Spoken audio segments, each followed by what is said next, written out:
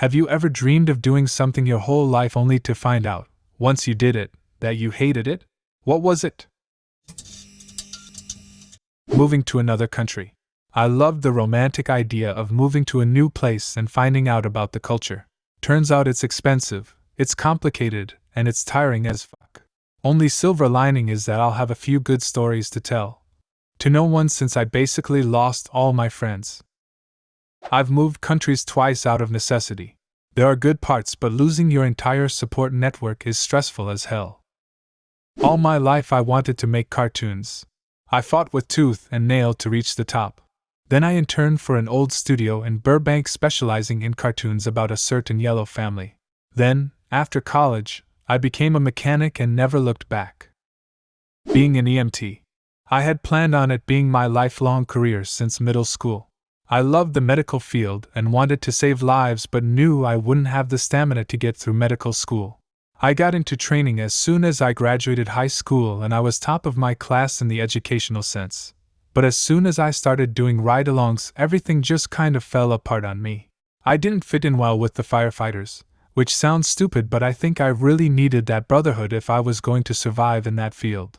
The real problem, however, was my empathy. I knew quickly that I would not be able to see people on their worst days every day. I could deal with broken bones and blood, but I hadn't prepared myself for the screams. On my third ride-along I responded to a death of a teenager, and that was it for me. I work for a museum now, lol. I want to be an environmental lawyer when I grow up. I'm going to help save the world. Fucking kill me, dude. I don't even have the energy to save myself anymore. Interned at an environmental nonprofit over the summer while I was in law school. It was the worst parts of legal work and the worst parts of nonprofit work all mashed together, all of which made me realize I probably wasn't cut out for law, much less environmental law. Music production, which is what I majored in. As soon as I graduated from college, I realized how much I hate sitting in a recording studio doing the same thing over and over again, only to scrap it and do it over yet again. Turned out to be brutally technical, drawn out and boring with very little reward, and it took all of the fun out of music for me.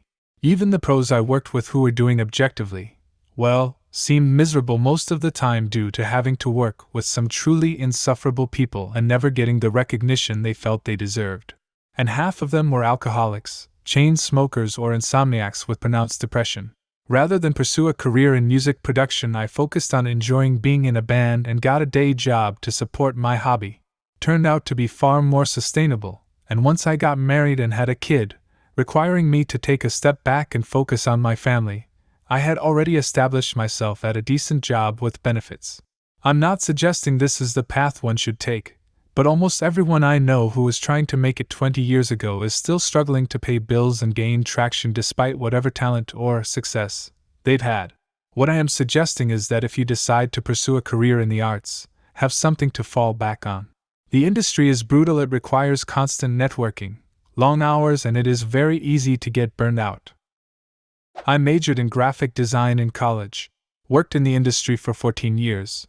I had always been a creative person growing up. Working in a creative industry totally sucked the joy out of being creative for me. I can't do it anymore, and it's depressing. Monetizing your passions can be such a destructive experience. Being the boss of people. Boss is a title, but being an effective leader of people is an emotionally draining, often thankless roller coaster. I grew up feeling passionate about physics and always planned on being a professional physicist. Got my undergrad, started a PhD program, and spent a good time in the program before absolutely hating it. The politics, the narrow spectrum of novel research, the terrible grad school pay, being far from home, etc. Got super depressed and had to reevaluate my career, even though I spent so much time on this path. It all wasn't worth a field in which I lost my drive. Ended up leaving the program and working for the government for a few years before returning to grad school for statistics. Best time of my life, and I got a permanent research position at an R1 university in my home state, where I have been to the day. I heard this story from a friend, and have no reason to believe it's fake, but I never met any of the people involved. There's a couple. The husband really wanted a threesome their entire marriage. The wife always refused, at least partially because they had a kid, and she didn't want their sexcapades to affect the child in any way. Fast forward 20 years or so, the kids are all out of the house, and the husband keeps bringing it up, not sure he ever stopped, really. The wife just so happened to have a coworker that she was becoming really good friends with, who she also found very attractive, and so one day, prior to the husband's birthday, the wife asked her coworker if she would be down to join her and her husband. The coworker said yes. Husband's birthday, the wife surprises him with the threesome. Afterwards, the husband's reaction was, "Well, that wasn't really the mind-blowing experience I expected it to be. Oh well, my wife is awesome for doing that for me." Now, I might be missing a few details here, but the wife realized she enjoyed being with the other woman far more than she enjoyed being with her husband. She ended up leaving her husband and is now in a committed relationship with the coworker. Blacksmithing. I watched a ton of blacksmithing content on YouTube, got super intrigued and wanted to build my own setup in the backyard. My father talked me into trying a class before jumping in headfirst, and I am glad I did. My father and I were the only two in the class that day, so we got all the attention from the instructor, which was awesome. He really helped us both perfect our techniques and corrected any mistakes quickly so we didn't form any bad habits. It was the best instructor I have ever had for anything. Guy was an amazing teacher. He even offered to let us stay for a couple more hours to make another piece, which we took him up on. After all that, an amazing class, 3 metal pieces that I worked on and created by myself by hand, I walked away, dissatisfied. I think metal as a medium just felt very hard to work with. Everything is super hot and dangerous, and I just didn't see myself wanting to ever do it again. I really recommend taking a class to try something out rather than spending time and money to build your own setup for something you may hate. I spent $75 to save thousands. Traveling for work.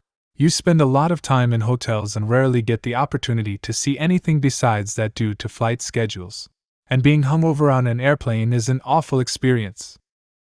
Travel all the time for work.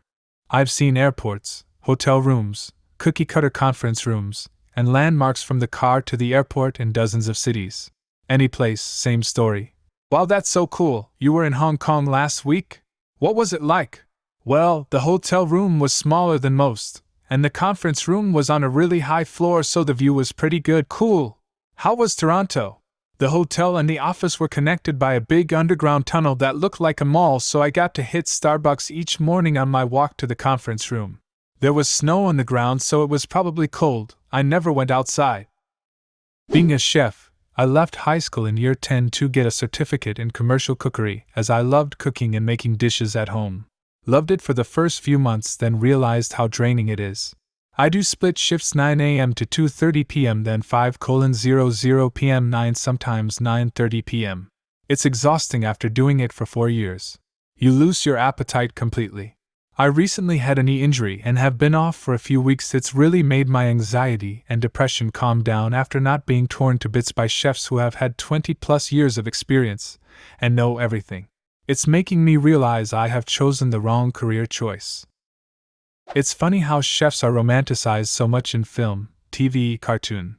All I had to do was watch a couple episodes of Hell's Kitchen to be like, that has to be the worst job in the universe. I'd rather be an air traffic controller. I wanted to be an architect, so I became one. Quickly learned that the only people who actually get to be creative are the people who own the firm.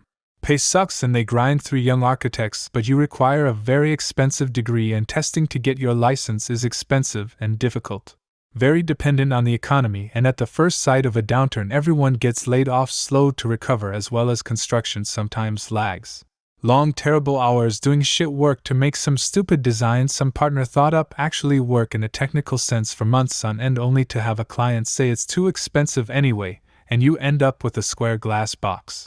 Very deadline driven, like, we're digging a hole on Monday, so be done or we're all fired. So high stress for shit pay. I changed my name. When the name change was accepted and I received the letter with my new name on it, I freaked out and changed it back the same day. I know it sounds stupid, but mine was a shopping spree. My family never really had much money, so I could go out on a shopping spree with friends, and if I did go out with them, I was always the one left holding the bags or feeling left out.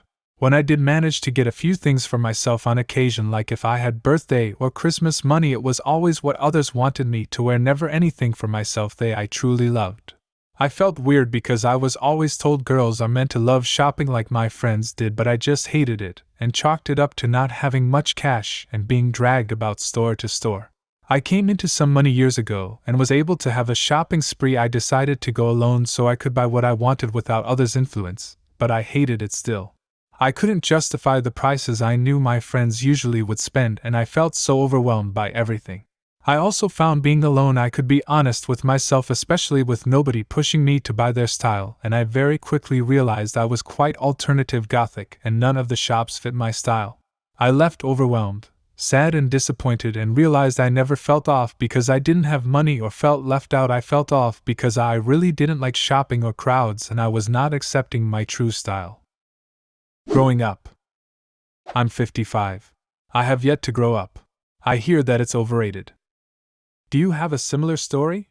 Leave a comment and subscribe to the channel if you want to see more videos like this one.